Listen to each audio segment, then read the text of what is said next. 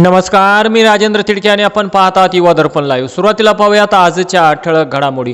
केतन अग्रवालची हत्या अनाकलनीय, मुख्यमंत्र्यांचा सुशिक्षित तरुणांच्या मानसिकतेवर सवाल। केतन अग्रवाल हत्येचा खटला जलदगती न्यायालयात चालणार, ॲडव्होकेट उज्ज्वल निकमांची एंट्री। सिया गोयल व चेतन चौधरीच्या अडचणीत वाढ। महाराष्ट्रात पावसाचा जोर वाढणार, 24 जिल्ह्यांना ऑरेंज अलर्ट जारी। रखडलेल्या खरीप पेरण्यांना मिळणार वेग आणि केंद्रीय मंत्रिमंडळाचा लवकरच विस्तार। ऑपरेशन टायगरमुळे शिंदेंची ताकद वाढली, श्रीकांत शिंदेंना कॅबिनेट तर राष्ट्रपतीलाही मंत्रिपदाची चर्चा। आणि आता बातमीपत्र बीड जिल्ह्याचं आणि राज्यातील इतर घडामोडींचं सविस्तर। पोलीस अधीक्षक यांच्या आदेशावरून गेवराई पोलिसांनी दिनांक 26/6/2026 रोजी गुप्त माहितीवरून गेवराई ताकडगाव रोडवर शिवनेरी मंगल कार्यालयाच्या शेजारी गायरान जमिनीत काही इसम पत्त्यावर पैसे लावून तिरट नावाचा जुगार खेळत व खेळवीत असल्याची खात्रीशीर माहिती मिळाल्यावरून रात्री 7:30 वाजण्याच्या सुमारास सदर ठिकाणी अचानकपणे छापा मारला असता त्या ठिकाणी पैशावर तिरट नावाचा जुगार खेळत व खेळवीत असताना 12 इसम मिळून आले।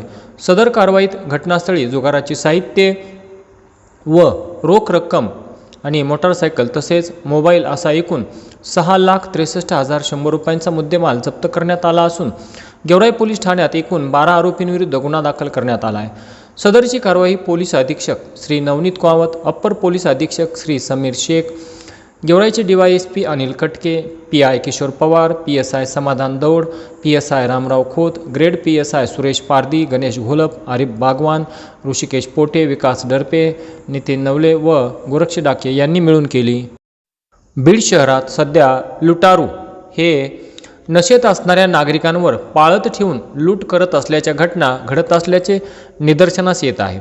मागील आठवड्यात बीड परळी रस्त्यावरील पांगरबावडी येथे 10 वाजता एका तरुणाची दुचाकी मोबाईल लंपास केले।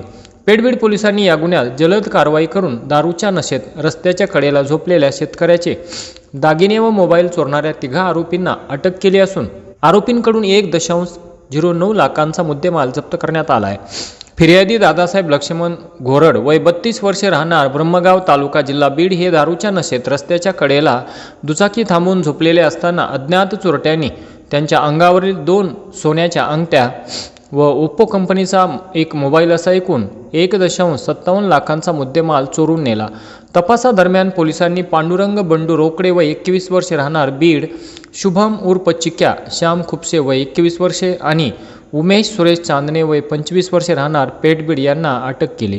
आरोपींकडून एक सोन्याची अंगठी किंमत 84,000 रुपये आणि ओप्पो कंपनीचा मोबाईल किंमत अंदाजे 25,000 रुपये असा एकूण 1.9 लाखांचा मुद्देमाल जप्त करण्यात आला।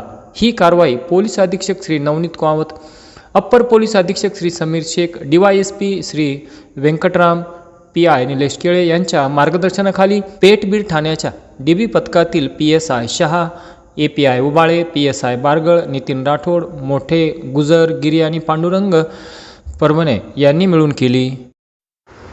शाळा, महाविद्यालय आणि कोचिंग क्लासेस परिसरात विद्यार्थिनींची छेड काढणाऱ्या रोड रोमियोंविरोधात अनैतिक मानवी वाहतूक प्रतिबंधक कक्ष AHTU अंतर्गत दामिनी पथकाने विशेष मोहीम राबवत 11 टवाळखोरांवर प्रतिबंधात्मक कारवाई करण्यात आली आहे। दामिनी पथक प्रमुख API जनाबाई सांगळे यांना मिळालेल्या गुप्त माहितीनुसार उमाकिरण शैक्षणिक संकुल, आदर्श शाळा व इतर शैक्षणिक परिसरात काही युवक विद्यार्थिनींचा पाठलाग करणे, दुचाकीवरून कट मारणे तसेच अश्लील हावभाव करून त्रास देत असल्याच्या तक्रारी आल्या होत्या। त्यानुसार दामिनी पथकाने साध्या वेशात गस्त घालून संबंधित युवकांना ताब्यात घेतले। सर्वांना बीडच्या शिवाजीनगर पोलीस ठाण्यात हजर करून त्यांच्यावर प्रतिबंधात्मक कारवाई करण्यात आली। तसेच त्यांचे समुपदेशन करून पुन्हा अशा प्रकारचे कृत्य केल्यास कठोर कारवाईचा इशारा देण्यात आला। बीड शहरातील गर्दीची ठिकाणे तसेच सर्व क्लासेस व शाळा आणि महाविद्यालय या ठिकाणी गस्त वाढवून टवाळखोरांवर कारवाई करण्याची मागणी होत असून छेडछाड करणाऱ्या टवाळखोरांची शहरातून धिंड काढावी अशी देखील मागणी करण्यात येत आहे। दरम्यान विद्यार्थिनी, महिला व पालकांना शाळा, महाविद्यालय किंवा कोचिंग क्लासेस परिसरात छेडछाड किंवा अन्य प्रकारचा त्रास होत असल्यास 92 25 09 28 39 या क्रमांकावर तक्रार करण्याचे आवाहन करण्यात आले आहे। सदरची कारवाई पोलीस अधीक्षक श्री नवनीत कावत, अप्पर पोलीस अधीक्षक श्री समीर शेख यांच्या मार्गदर्शनाखाली API जनाबाई सांगळे, ASI मीरा रेडेकर, शोभा जाधव, सविता चव्हाण व चालक शिपाई संदीप गर्जे यांनी मिळून केली. बीड जिल्ह्यातील गेवराई तालुक्यातील वाळू घोटाळा प्रकरणात सध्या सक्तीच्या रजेवर असलेले गेवराईचे तहसीलदार संदीप खोमणे यांच्यावर ॲट्रॉसिटीसह अन्य कलमानुसार गुन्हा दाखल झाल्याने एकच खळबळ उडाली आहे. गेवराईचे तहसीलदार संदीप खोमणे हे सातत्याने वादग्रस्त राहिले असून गेवराई तालुक्यातील कोट्यावधी रुपयांच्या वाळू घोटाळ्यात चौकशी समितीने खोमणे यांच्यावर स्पष्टपणे ठपका ठेवलेला असताना त्यांच्यावर अद्यापही बीड जिल्ह्यात फौजदारी कारवाई झालेली नाही. मात्र त्यांच्या स्वतःच्याच गावातील प्रकरणात त्यांच्यावर BNS कलम 3(5) अनुसूचित जाती आणि अनुसूचित जमाती अत्याचार प्रतिबंधक अधिनियम 1989च्या विविध कलमानुसार दिनांक 23 जून 2026 रोजी गुन्हा दाखल झाला आहे. या प्रकरणात जळगाव सुपे तालुका बारामती जिल्हा पुणे येथील 36 वर्षीय तरुणाने दिलेल्या फिर्यादीत म्हटले आहे की दिनांक 19 एप्रिल 2025 रोजी गावातील व्हॉट्सॲप ग्रुपवर ग्रामपंचायत सार्वत्रिक निवडणूक 2025-26 सरपंच पदाचे आरक्षण मागास प्रवर्गाला मिळण्याबाबत स्वाक्षरी मोहीम हे वाक्य टॅग केले होते. त्यामध्ये मागास प्रवर्गाला सरपंच पद मिळण्याबाबत मागणी करण्यात आली होती. त्यावर चर्चा सुरू असताना तहसीलदार संदीप केशव खोमणे यांनी जातीय अकसातून गावातील इतर सदस्य व माझ्याप्रती तिरस्कार द्वेष भावना निर्माण होईल अशा प्रकारचे वक्तव्य केल्याचे फिर्यादीत नमूद करण्यात आले आहे. त्यानुसार गेवराईचे तहसीलदार संदीप केशव खोमणे यांच्याविरुद्ध माळेगाव पोलीस ठाण्यात गुन्हा दाखल करण्यात आला आहे. मैत्रिणीकडून होणारे सतत ब्लॅकमेलिंग आणि सततच्या मानसिक छळाला कंटाळून एका 14 वर्षीय शाळकरी मुलीने आपले जीवन संपवल्याची धक्कादायक घटना अंबाजोगाई शहरात घडली असून रिद्धी अशोक चाटे वय 14 वर्ष असे मृत विद्यार्थिनीचे नाव असून ती इयत्ता 8वीमध्ये शिकत होती. रिद्धीच्या वडिलांनी दिलेल्या जबाबानंतर अंबाजोगाई शहर पोलीस ठाण्यात 3 अल्पवयीन संशयिताविरुद्ध गुन्हा दाखल करण्यात आला आहे.